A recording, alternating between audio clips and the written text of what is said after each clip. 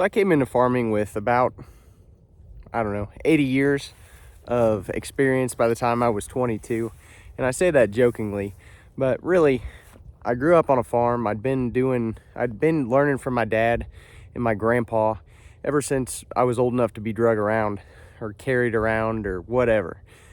So I had a lot of experience. I knew a lot of good things. I'd heard a lot of bad things. And so when I decided to come back to the farm full time, you could call it a competitive advantage. But the truth is that you don't need to grow up on a farm to be able to start a farm. We have so much information on YouTube and Google. Our resources are so much better than they used to be. You can get on Facebook and ask 100 professional farmers in a farm group what the right answer is to a question. And they may not be able to answer it exactly because you live in a different part of the state or the world or whatever, but someone's going to be able to give you some advice or get you pointed in the right direction. And so we live in a really cool time as far as being able to start our own farms, and to not just start our own small farms and homesteads, but also to scale them up into profitable businesses and sustainable businesses. And I think that this is probably the best time in the world if you want to create a business for the next generation in your family to come on. I think that today is one of the best times in the world to be able to do that. Traditionally, farmers are pretty tight-knit group of people. Farmers are just really tight with our information, and the closer you are, the less people are willing to teach you and to share with you. And that's not so much true anymore, but it used to be you were a threat. I think a lot of farmers, the first thing I remember in my economics class at the University of Missouri was farmers are price takers. We don't really control anything. You know, everybody out there is growing number 2 yellow corn. There's no difference in the corn that anybody's producing. And I know better than that now. There's a lot of opportunity in niche markets. There's a lot of opportunity to take your product and add value to it. And that's where the money's made. Whether you're a large corporate farm and you're selling just gross stuff off the farm, gross commodities off the farm, you're taking the least amount of value that you can. And so the next guy that comes in, they buy that, let's use corn as an example. They buy that corn, they're going to turn it into corn flakes or corn oil or DDGs or ethanol or whatever. That's where the money for the most part is made. And then the retailer comes in, and usually you make more money as you go on down the line. But with our ability to use Facebook advertising and in Craigslist and all these other things today, we have the ability to reach out and touch customers that we've never had access to before too. So for somebody who's just wanting to come in and get started, it's great. For somebody who's wanting to grow a business, it's awesome. And for somebody who is trying to build a business that's big enough to bring on the next generation, like I said, I think it's the best time in the United States that there's probably ever has been before. Pretty exciting times. And so what I want to do with this video is I want to tell you exactly what I would do if I had no experience coming back to the farm, or if I just wanted to start a farm coming out of college, or coming with a full-time job or whatever. If I didn't have any experience, this is what I would recommend.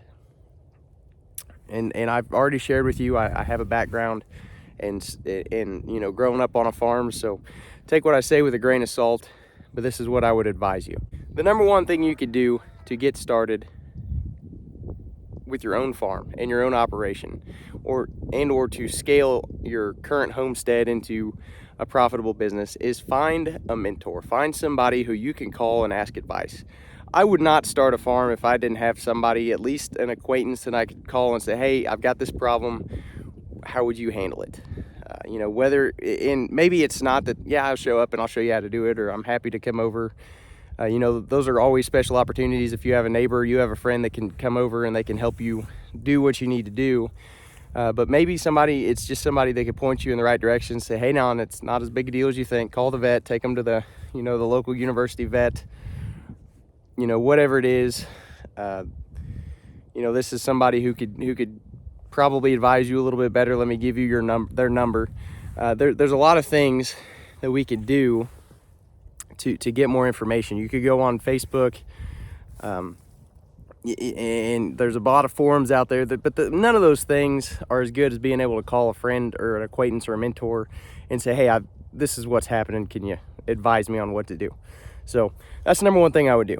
Other than that, really truly all you need, and the best thing you could do, you could read the books, you could watch the YouTube videos, you could get analysis paralysis.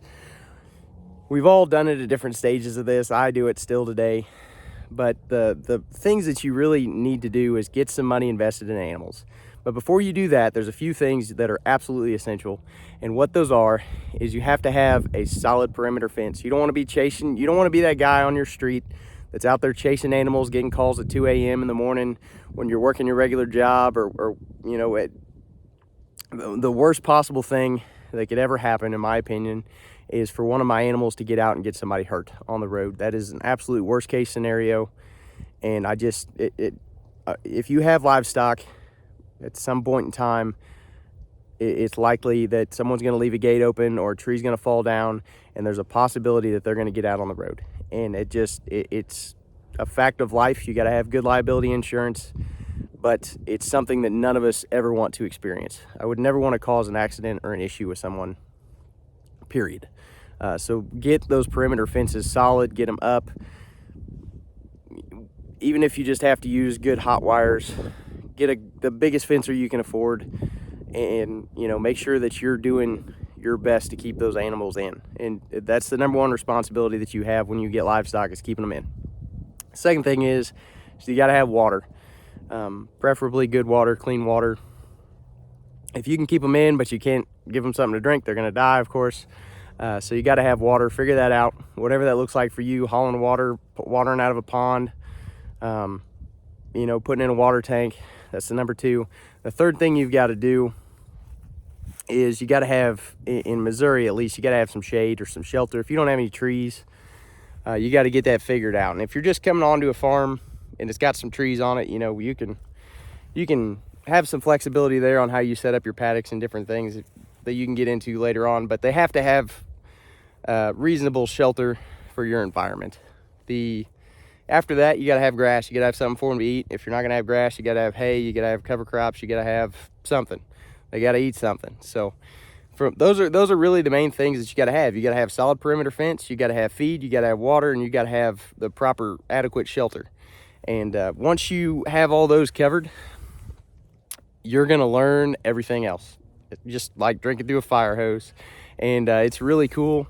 I remember what I always tell everybody is I learned more in my first 6 months having goats than I did growing up on a cattle farm. And that sounds silly, but I wasn't afraid to ask stupid questions about a goat that I would never ask about a cow.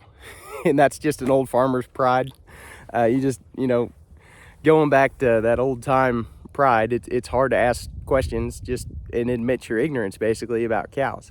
And you know, I had my dad and grandpa that I could ask some questions to, but a lot of times they didn't know the answer, and it would just be like, yeah, you know, it's just, this is why we've always done it this way. That you don't need to know why, you just do it. This is how we've done it. And I always wanted to know the reason behind it. I'm probably more curious sometimes than, yeah, I'm just a curious guy. I like to know the reasons why. And when I came back to the farm, I wanted to challenge everything and figure out why. What if I don't do that anymore? And I did that a lot, but I had to do some experiment and get my money invested and do it with my own stock. So anyway, those are the things I would do when I was getting started. I appreciate you guys. Check out some of our other videos. We've got some more in-depth videos on setting up paddocks, on water systems, what we're doing now, what we've done. We'll be building some on shade. We've got some places that our shade's gone that we had last year, so that'll be interesting. And all these things are important and they all come together, but the best thing you could do is just not get analysis paralysis, get some money invested in livestock, but you have to have a farm that is reasonably set up to do that beforehand. So hope this helps you guys. Like, subscribe, follow for more. We appreciate you.